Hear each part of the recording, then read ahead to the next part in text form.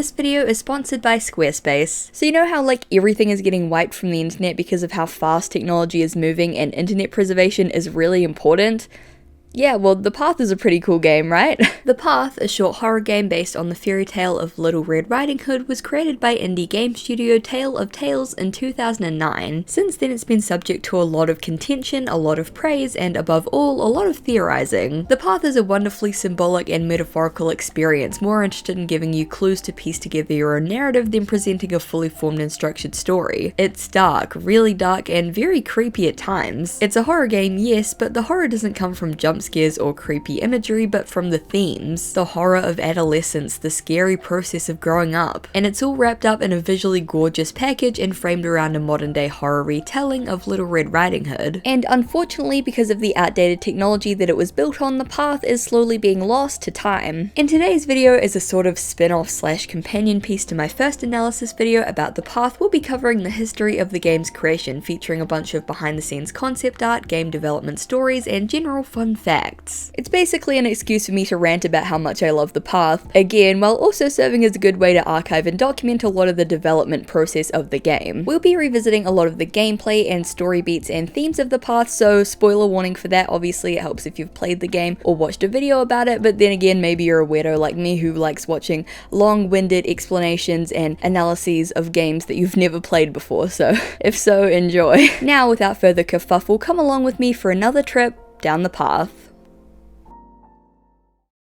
As a kid, I was morbidly obsessed with the path, and I ravenously consumed any and all content for it that I could. Reviews, analysis, gameplay videos, you name it. But with how obscure the game was even back then, there was very little content for me to get my grubby little mitts on. And years later, despite the rise in long-form video essay content on YouTube, especially that relating to horror games, discussions of the path were still pretty scarce. Which is why, in November of 2021, I decided to make my own video about it, and it's probably one of my favorite videos that I've ever made. The reason why is because it means so much to me to see this game finally getting attention and in-depth discussions after all this time. The comment section of that video is filled with so many incredible theories, interesting details, and just generally people gushing about the game, which is literally the best thing ever after like a decade plus of pretty much nothing. Now, I'm assuming that most people watching this video have played the game themselves or have watched a video about it, but just in case, I'll give you a quick summary of it. The Path is a short horror game released by indie game studio Tale of Tales in 2009. The game opens on a red apartment occupied by 6 sisters: 9-year-old Robin, 11-year-old Rose, 13-year-old Ginger, 15-year-old Ruby, 17-year-old Carmen, and the eldest sister Scarlet at age 19. Each girl represents a different age and stage of life for a girl growing up, and as such they also represent the struggles, hardships, and pain that come with all of those life stages. After selecting which girl you want to play as, you're then placed at the start of a long isolated path in the middle of the forest. Your only objective is to go to grandmother's house and stay on the path. If you're a good little A+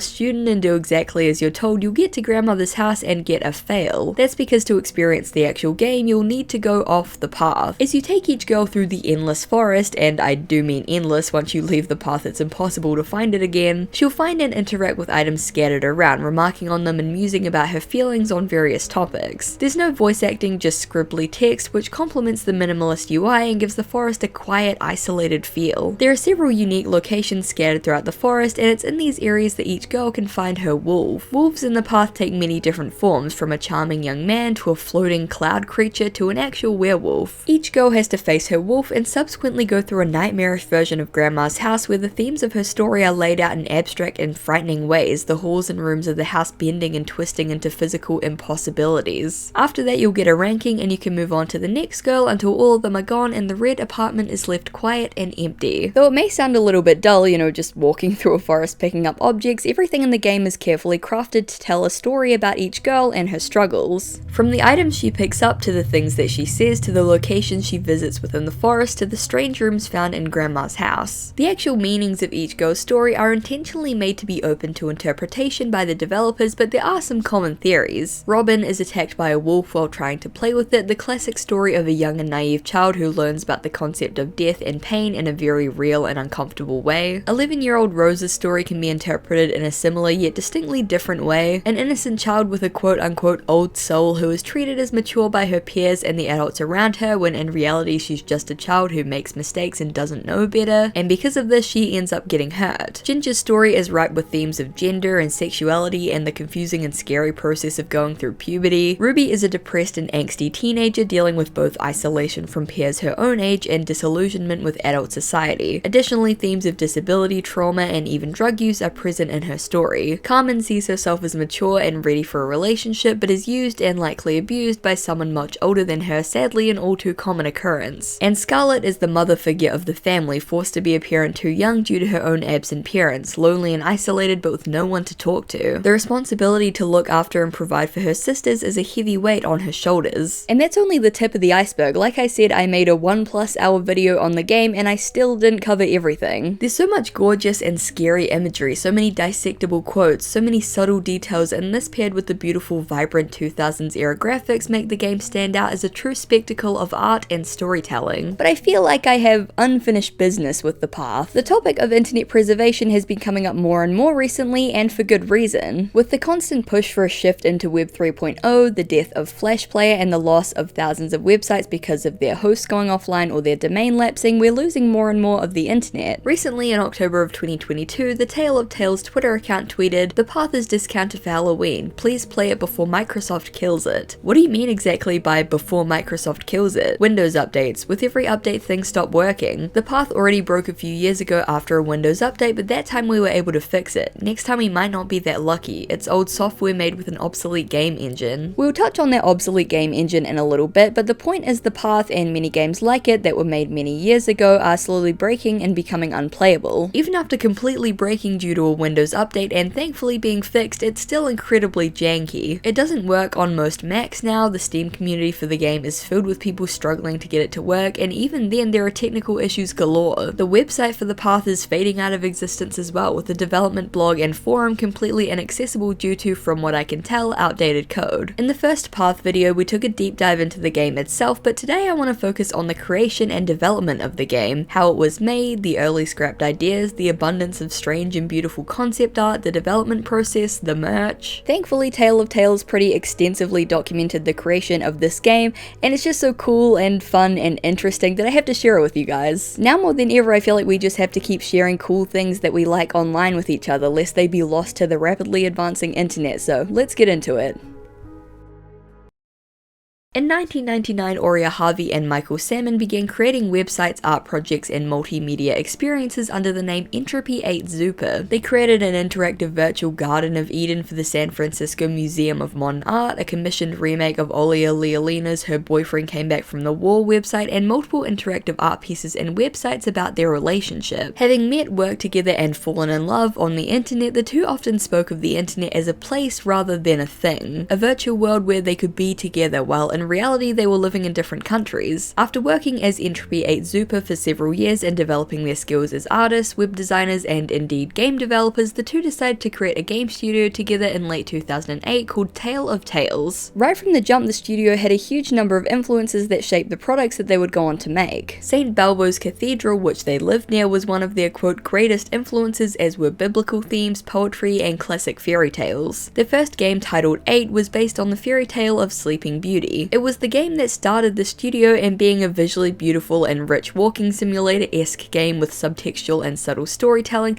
it can definitely be read as a very early pre-evolution of the path. Actually, the initial idea behind Tale of Tales was for their mainline series of games to all be based on different fairy tales with numbers for the title, but this never really came to fruition. In 2005 came The Endless Forest, a peaceful art MMO where you play as a deer in an endless forest, go figure. In 2008 was The Graveyard, a controversial game where you walk an old lady through a graveyard and sit on a bench. Yes, that's literally it, and yes, people were confused to say the least. And in 2009, Fatale, an art game based on the play Salome. Fun fact, the character designs in Fatale were created and modeled by Takeyoshi Sato. Yes, the Takeyoshi Sato who was part of Team Silent and did the character designs and CGI direction for Silent Hill 1 and 2.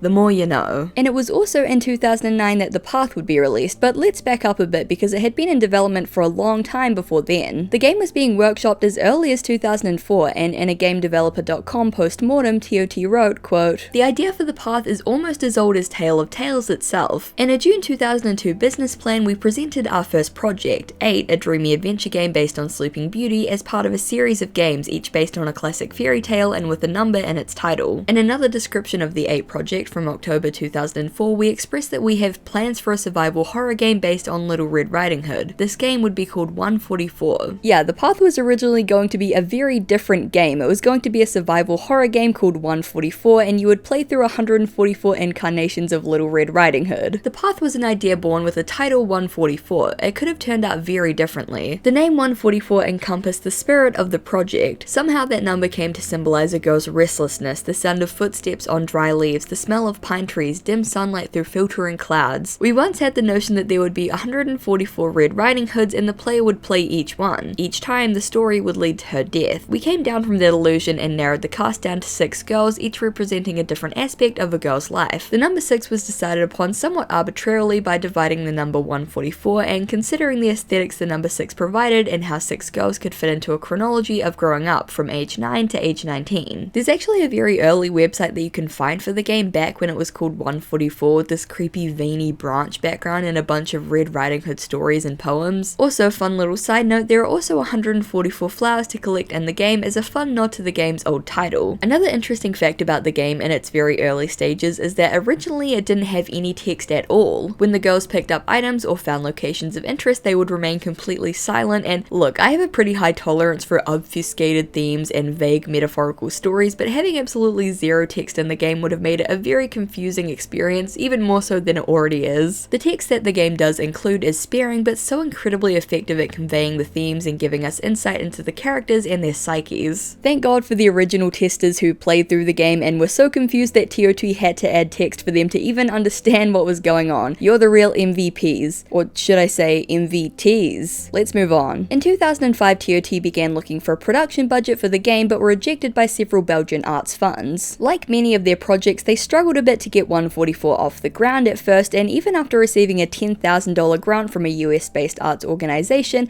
money remained a pressing issue throughout the production. See, TOT up until this point had mainly dabbled in small-scale experimental games, having something of a disdain for the mainstream gaming market and a preference for more artistic endeavors. More experimental projects cost less money and appealed to a smaller, more niche audience of art enthusiasts, and it was more within their comfort zone. With 144, however, TOT saw an opportunity to take a risk, both artistically and financially, and make their first large-scale commercial game. Essentially, they had their very own chance to go off the path. Quote, "At the very start of the project, we weren't really sure if the path was going to be a commercial title or more of an artistic experiment. As we continued to refine the design, we realized that the concept had several things that spoke in favor of commercial exploitation. It was going to be a horror game, thus easy to categorize it by the market, unlike 8, for which the main problem with publishers was that its genre was undefinable. In the path, we knew we were going to have stylish, dark girl characters at a time where gothic Lolita style and pop surrealism were very trendy. Cult rock star Jarbo had agreed to do the soundtrack, but most of all, we felt a sort of obligation to at least try and make the step towards a market instead of safely playing in the margin. Up until the day of the launch, we had no idea how well this was going to work, but we decided to take the risk. Over the next few years, they would manage to secure about 100,000 euros from various funding bodies and organizations. This was obviously a blessing, as it allowed Aurea and Michael to make 144 the large-scale commercial project that they wanted, but it was also a bit of a curse. Several parties had sunk big money into this project, and the pressure was mounting. Michael described the loan in one blog status update as a sword of Damocles that was hanging over their heads. Additionally, they struck a terrible deal with one of the funding bodies where they apparently owed them 100% of their income until the loan was paid, which is insane and scary. I don't know how that's legal. They found very clever ways to work with their indie budget though. 144 was set in a forest, so they could use the environment rendering system from the Endless Forest, and one of the first assets added to the game was a reworked model of the protagonist from A, which would become the girl in white. They were also able to use Drama Princess, a sort of AI character engine that they created for 8. They'd continued to develop it over time, and from what I can tell by the old archived website for it, it was essentially an engine that would help code characters to behave autonomously. Rather than using AI learning to make characters behave realistically, the focus was on behaviors that could portray different personalities and intelligence through random and rich behaviors. Even the manual of the path mentions that the characters are controlled by Drama Princess, which allows you as the player to control them, but also allows them to interact with the world themselves in interesting ways without your input. And the topic of the Drama Princess engine leads us into the topic of the actual engine that the game was made in, a super old and now defunct software called Quest 3D. Okay, I'm not gonna mince words here, Quest 3D is a bit of a bastard. It was already a pretty obscure software when the path was in development, but it's been defunct for several years now, meaning that with every internet update, the game becomes more and more irreparably broken. It's also just impossible to extract anything from. I really wanted to take a look at all of the game models and textures and images that are within the game files, but they're all in CGR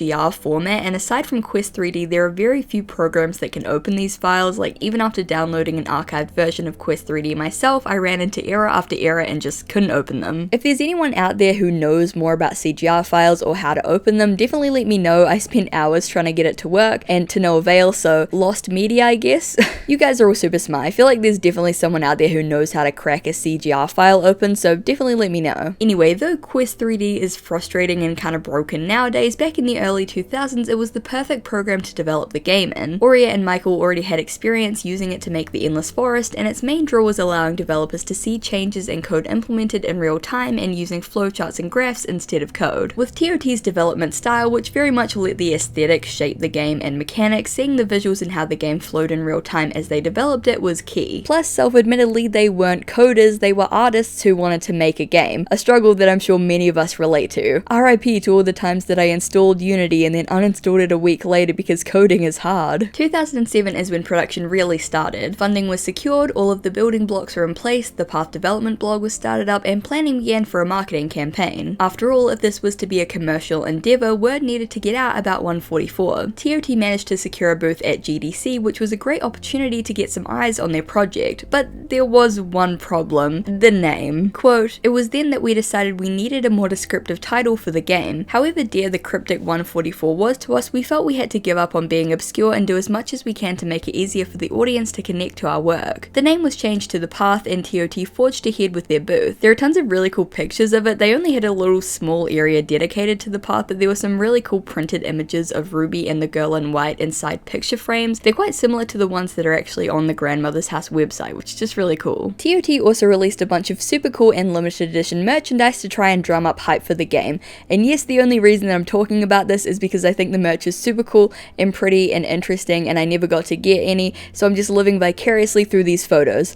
Sue me. There were these limited edition USB sticks with Ruby, Rose, and Robin printed on them with black and white ribbons tied to them respectively. There was a CD of the game's music composed by Force and Jarbo, complete with beautiful cover art and CD art. They also shipped it as a package with a Path t-shirt, which is pretty cool. To be honest, I think they probably could have done more in terms of shirts since there's so much great art to use, but the merchandising was a self-admittedly homemade affair on a fairly low budget, so you know. There was a collector's edition CD, again with absolutely beautiful cover and CD art. The CD actually has that super striking early Ruby concept art, which is incredible. It just looks really great. It was also packaged with these Polaroids of each of the girls. And then of course there were the big old posters. They're basically almost life-sized and they're truly epic. Some of them were even actually signed and doodled on by Aurea, which is really neat. I genuinely do wonder if there are still some of these out there. I know posters are kind of easily destructible objects. They don't tend to last a long time unless you take really good care of them, so I wonder if they've all been kind of lost to time or if there are still some floating out there. After all of the convention and conference appearances as well as the merchandise, TOT didn't have very much budget left for marketing, but one really cool thing that they did do was make Livejournal blogs for all of the characters. Obviously this was completely free, and while I can't say it was the most effective at actually marketing the game, these accounts remained pretty obscure, they still stand as super unique and pretty pioneering examples of a multimedia gaming experience. I wouldn't necessarily call it an ARG, but it was kind of ARG-like in its presentation of the girls as real people expressing their real thoughts, when in reality all of their posts were fictional and just world building and giving hints about the game and its themes. Honestly, there's so much going on in these blogs that it could be its own video, but let me sum them up for you and share some interesting posts and interactions. Robin's account is all cute and pastel-y with a little pixel cat for a profile picture, pretty standard stuff for a kid her age. She writes in one post, quote, "I heard something howling in the forest today. I was just walking on the path going to my favorite grandmother, and then I heard this strange sound like singing. A singing wolf. I love wolfies. I wish I could just run into the forest and go hug him. He's probably fluffy and warm and so much fun to play with." In another post she remarks that it's her birthday, and in a comment notes that her grandma told her to come to the house for a very special birthday party, likely a nod to the birthday cake and balloons in Robin's twisted version of Grandma's house. Rose's live journal is very pretty and sweet with a pink bunny header and an angelic cherub as her profile picture. As a contrast to this aesthetic, critic, one of her first posts titled "Poor Thing" reads, quote, "I saw a dead little bird today in the forest, sad face. It was all wet and sad and it hardly had any feathers. It probably fell from the nest, or was pushed out by its brothers and sisters. Current mood, sad." As the comments note, this is a reference to the robin found in the cemetery within the game, as well as an illustration of Rose's empathy towards animals and nature, as well as her innocence. Another comment solidifying the theme of Rose's extreme naivety and innocence reads, quote, "Of course we stay on the path, always. Well, most always. And there's no wolves in the forest. And even if there were, they wouldn't do us any harm. Wolves only attack if they feel threatened." She also remarks about not being able to climb the tower in the playground. In the comments, all of the sisters chime in, with Carmen and Ginger remarking that they're able to climb up with ease, and Ruby noting that she can't climb up either but loves to hang out there. Clearly a reference to the fact that the playground is where she finds her own wolf. When Rose asks how to find the playground, Ruby comments, "The trick is not to look for it. Just wander around and suddenly you'll run into it. I think there's a sign along the path that points in its direction." This is not only a little meta joke about how the game is played, because yes, 99% of the time you'll just be randomly stumbling around in this forest and blindly run into something that you didn't expect to be there, but it's also actually true. There's a playground sign that you can find about halfway down the path, tempting the girls to go exploring. In a post about seeing a figure in the mist that scared her so much that she had to run away, one commenter noted that Rose should tell her grandmother about it. She replies, "I love her dearly, but she's sick and in bed, and whenever I ask her something like this, she just smiles with tears in her eyes." Ruby's blog is about as emo as it gets, unsurprisingly, but there are a couple banger quotes in here. "I love wandering through the forest at night. It's so silent. Even nature holds its breath. Night is a space where the soul can expand. I guess because there's nobody else around. The world seems so much bigger at night. How come loneliness feels so comforting? It's Sunday. It's raining. I feel so lazy. It's quiet in the city. The church bells are tolling, causing the raindrops to fall. Little wet splashes of holy water against the window, stifling me. What on earth would I rather do than stare at the drops on the glass? Nothing. Not that it feels good, it just keeps me paralyzed." There's also a post on this blog and on Rose's blog that reference Ruby dyeing her hair black and her original hair color being this big secret that no one can know. The main in-joke is that her hair secretly used to be green because of this comment she left. You know, just a little bit of Ruby lore for all the fans out there. Carmen's blog reveals that she's a Let Epic Gamer with Let Epic Gamer references.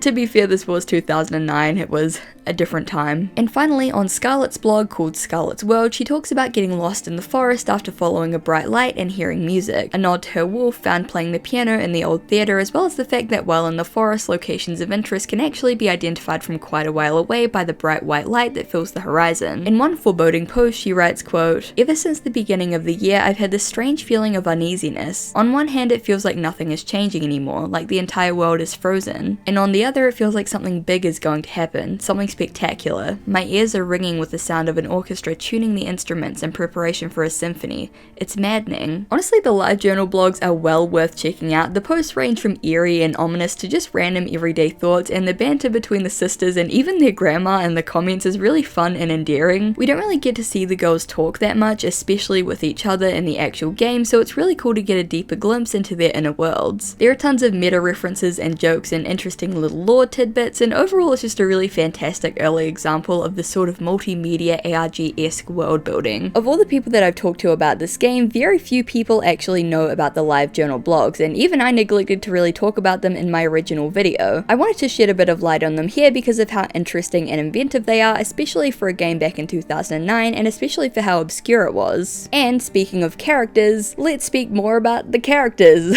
I love segues. Ruby was the first sister created and essentially shaped how the rest of the cast would look, since before her they had no idea what direction they wanted to go in. Oria was heavily inspired by the paintings of Fuko Ueda and Audrey Kowalski, and this is definitely reflected in this early concept art of her, which is a lot more abstract. From the sketches and early concepts, it seems that Oria had a pretty strong grasp of what the character would look like from the get-go, though the long sleeves didn't end up making it to the final design. There was actually a bit of drama that went on during the creation of Ruby. TOT had initially planned to pass all of the modeling work off to other artists once they had finished designing to speed up the process, but they weren't happy with any of the results. The first model was a lot more detailed and almost creepy in terms of the style, but the second was a bit too cartoony and sweet looking. Quote, "We ended up searching for people and wasting a lot of money in the process. We had tested several modelers to work with us and had high hopes of finding someone that we could work with permanently, but it didn't work out. The problem was that we knew far too well what we wanted by that time. Model design style, dolls but not cartoons, kind of a creepy cute look." Oria eventually just decided to buckle down and do all of the models herself, which is how we got the iconic red girls that we know today. Robin is the most classic Red Riding Hood outfit of the sisters, and she was actually inspired by an outfit that Michael's daughter wore, and the likeness is uncanny, right down to the patterns on the boots. Fun fact, Michael's daughter also designed the tiny little icons referred to as pictograms that are used throughout the game. Her drawings can be seen here in their original form before being redrawn for the final game. Aurea states that Ginger is her favorite of the Red sisters and that her appearance is heavily based on Matilda from Leon the Professional. Looking at a side by side, you can absolutely see the similarities. It's also been revealed in this post that Ginger is smaller than her younger sister Rose, which she isn't happy about. Details like this, and like the fact that Ruby's run speed is just slightly faster than all of her sisters, are so small and subtle yet add so much to these characters and their stories. Around the same time, Aurea made a blog post about the movie Ginger Snaps, which features puberty and periods as well as lycanthropy as central themes, so obviously a huge inspiration for the path and Ginger specifically as a character. Rose was inspired by an anime of all things, specifically Serial Experiments Lane, which is reflected in the two characters' similar hairstyles. Her skirt was originally much longer as seen in the concept images, but was eventually made longer to reflect her characterization as a sort of old soul. Aurea also added the red lace at the bottom because she thought it looked like veins. Creepy. It's in the reveal post for Carmen that we find out that all of the Red sisters are heavily modeled off of dolls. Not just as in they look similar, but as in Aurea literally took photos of dolls and modeled the characters over top of them to exactly match the proportions. As a doll fan, I was super excited by this. I don't know what the exact doll used here is, but it kind of looks to me like a resin soul doll of some sort. I'm sure there'll be some BJD enthusiast watching this that knows way more about it than me, so if you know, feel free to leave a comment. Anyway, despite being referenced off a doll, Carmen was apparently the hardest character to model, even having to be scrapped at first because of how difficult her topology was to work with. She got there in the end though. Finally, Scarlet, as Aurea put it, first born but last made. The way that Aurea speaks of Scarlet is something that I find really interesting. Quote, "I think some of my weariness rubbed off on her. She was made in such a lazy way, forced to grow up before she was ready. She is a serious young lady. More images of her are shown in the gallery and on Flickr. She's looking a bit frightening in the wallpaper, but I think it's just her way of dealing with a frightening world. Let us all wish her well." There's a certain weariness, a certain distance, even a certain pity present here that isn't with the other girls. Maybe it is just the fact that Crunch was sitting in hard at this point and Scarlet is a product of that, or maybe her story really is so sad that her own creator came to pity her. Scarlet was inspired by the films of Ingmar Bergman and the mannerisms of his lead actress, specifically Liv Ullmann. Again, as with the other girls, there's definitely a resemblance between the two, especially with the matching hair and similar fashion senses. Also, it's kind of hilarious looking at how prim and proper her final appearance is versus her original concept art. I don't even know what this was meant to be, the little poofy antenna things are sending me. Let's move on to the main attraction, the wolves. There's a mood board for Rose's Cloud Wolf, which uses a lot of cloud and water imagery, and also has this terrifying picture with the caption, "He has no face."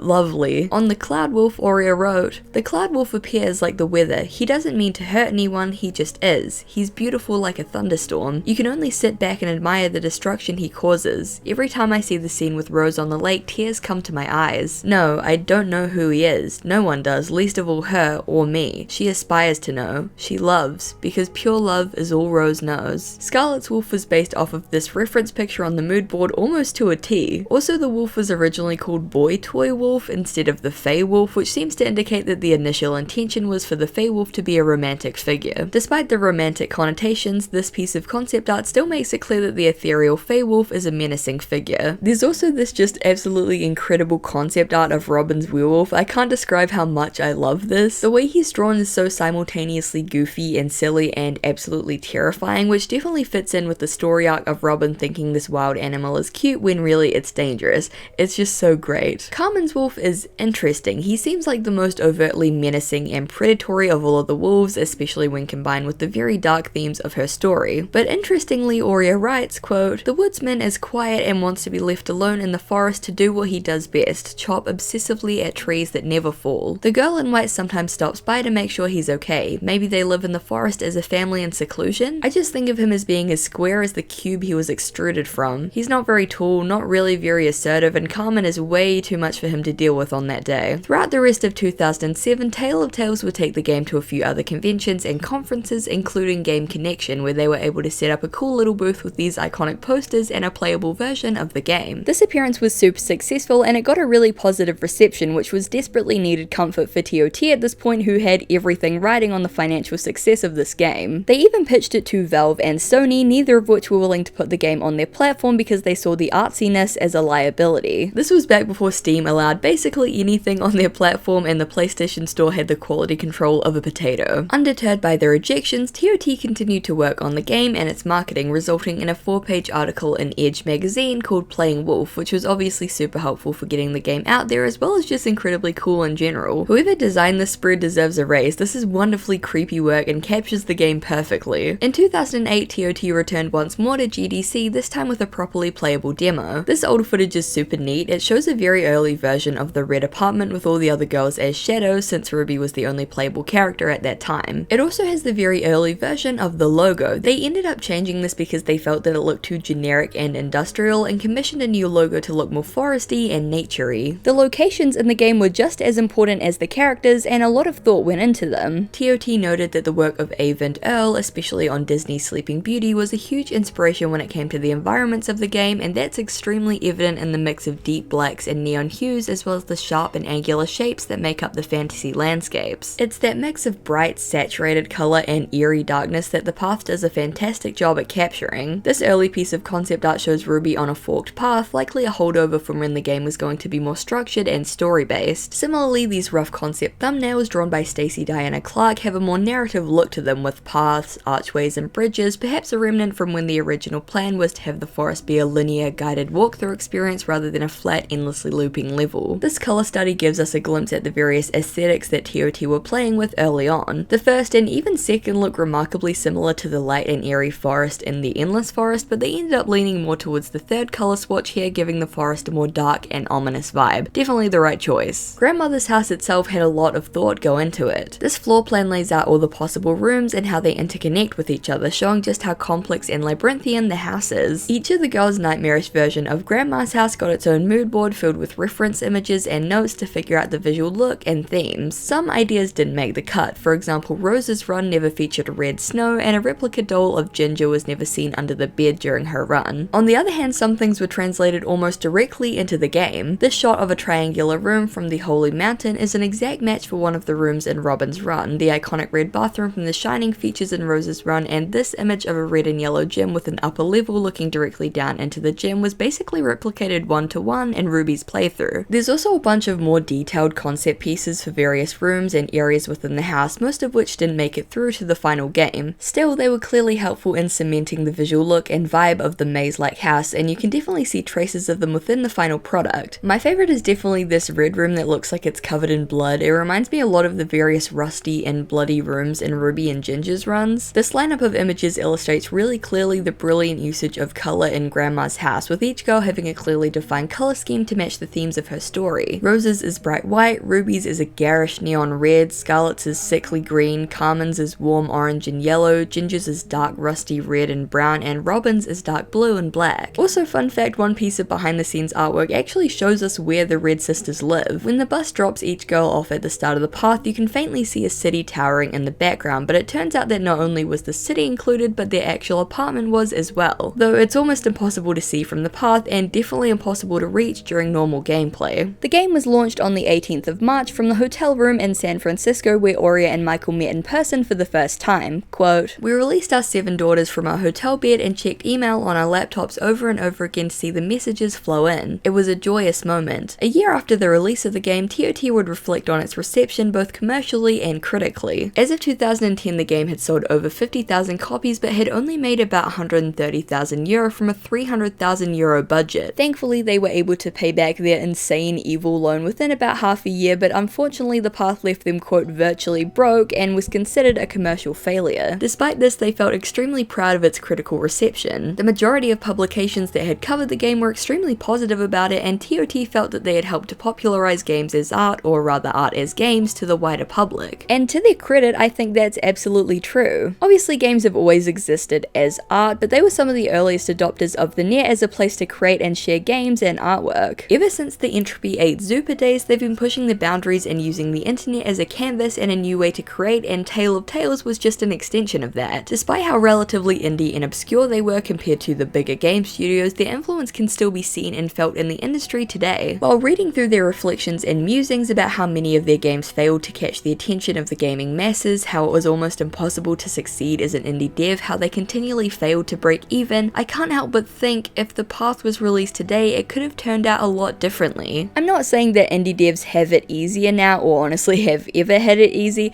but I think the gaming public are much more aware of the indie space now. I regularly see indie games, especially horror games, get pretty good traction on Twitter and YouTube. We're living in a world where like 8-hour horror video game analysis videos make up like 30% of YouTube content, so I think if the path came out today, things could be different. That isn't to say that the path isn't popular though. In fact, I think in recent times it's actually had a bit of a resurgence. I wouldn't say it's a cult classic hit necessarily, you know, you don't see people ranking the path with You May Nikki or Rule of Rose or Cry of Fear, etc. But there are still like fan blogs solely dedicated to the path. There's tons of fan art, some that was made during its development, some that was made shortly after it was released, and there's actually lots coming out today over a decade later, and yes, all of it is amazing. There are tons of cosplays of all the different characters with amazing accuracy, honestly. The sheer talent of cosplayers never fails to amaze me. And of course there are analyses coming out. Like I said at the start of this video, one of my happiest moments was seeing all the discussion that my video started, but I'm far from the only one who's made a video or write-up about my theories and speculations. The path has started so many discussions, it's got people to think about these themes and how it relates to their own life or society in general, and any piece of art that gets people thinking like that is a big achievement. After the failure of their second big commercial game, Sunset, which they worked even harder to make appeal to the gaming masses with unfortunately poor results, Tale of Tales announced that they wouldn't be making games anymore. They've been bouncing from project to project in recent years, mainly art exhibitions and 3D projects and websites, but excitingly they've recently been working on a remake of The Endless Forest using Unreal Engine. You know, instead of Quest 3D might be hated. This is exciting not just for players of The Endless Forest, but for fans of TOT's work in general. Of course, I'll respect their decision either way, but I can't help but hope that them getting back into The Endless Forest maybe means a return to them making games. Whether it comes from them or another indie dev, I would really love to play another Path-style game, and I would be really interested to see how it would fare in today's gaming climate. Maybe it would be another commercial failure, proving that artistic and thought-provoking games like The Path will never achieve the mainstream success that their more overtly video gamey peers do. Or maybe, just maybe, it would flourish because people really do love to be immersed in strange, dark worlds. They like challenging stories and themes, and they like to consume art. Who knows how it would end up, but the moral of the story is, support indie games, and also preserve things that you really like on the internet. The lightning fast advancement of the internet is very quickly leaving games, websites, software, and articles obsolete and effectively erasing them from existence. So make a write-up about an old game that you played, take screenshots and archive them, record footage, share links to old websites. The more we preserve now, the more we can look back and enjoy these wonderful pieces of art for, hopefully, generations to come. Anyway, this has been another long-winded rant about obscure game lore that no one asked for, and thank you so much to you guys for watching. I really appreciate it. I know this is a little bit different, it's kind of like a sequel to the first one, or like a companion video, I guess. I haven't really done any videos about like the lore behind games, but honestly I just thought it was really interesting because the path is just inherently interesting in like every aspect, so I wanted to share it with you today, and I really hope that you enjoyed it. Definitely let me know if there are any other similar games to the path. Like I said, honestly, I love that game so much, and I feel like there are definitely similar games out there, so yeah, definitely let me know if you know of any. Feel free to like leave a comment, and feel free to leave a comment if you have any suggestions for video topics you want me to cover in the future. I'm always keen to hear your suggestions. Before we wrap things up, I just want to give a huge thank you to Squarespace for sponsoring this video. Squarespace gives you a super powerful online platform that you can use to create a website for anything. Connect with your audience and generate revenue through gated members only content, manage your members, send email communications, and leverage audience insights all on one super easy to use platform. With powerful blogging tools, you can categorize, share, and schedule your posts as well. Squarespace has heaps of great e-commerce capabilities for shops and small businesses. Squarespace extensions can help you manage inventory, promote products, streamline bookkeeping, reconcile and file sales tags, and ship items across the globe. Display posts from your social media on your site and automatically push website content to your socials so your followers can share it too. Create a community with a fully integrated commenting system that supports threaded comments, replies, and likes. Go to squarespace.com for a free trial, and when you're ready to launch, go to squarespace.com/izzies to save 10% off your first purchase of a website or domain. Thank you so much to Squarespace for sponsoring this video. A huge thank you to my Garfield overlords over on Patreon: David Martinez, Tentabat, Oliver Lols, Caramel Coffee Bean, Blue Mayfeld, Electro Kitten, Katrina Likes 5e Stuff, Fitzy, Jorge K. Cruz, Michelle Olsen, Strawberries, Matt LRJ, A Riddle Wrapped in an Enigma Hidden by a Question Mark, SHSL Simpson, Doug, Dana Homegardner, Charlie B, Simon, John Leach, Ren Pendragon, Xavier Araujo, Helm Hamburger Hand, Dozo Blint, Sheriff Whiskey, The Fabu Librarian, Astrian Vortex, Jesse Chisholm, Fish000, Grip Gunderson, and Joe Bradshaw. Thank you guys so much for the support. It means the world to me. If you want to join these guys over on Patreon, the link will be in the description. And yeah, thank you guys so much for supporting me. Thank you for watching the video, and I really hope to see you in the next one. Bye!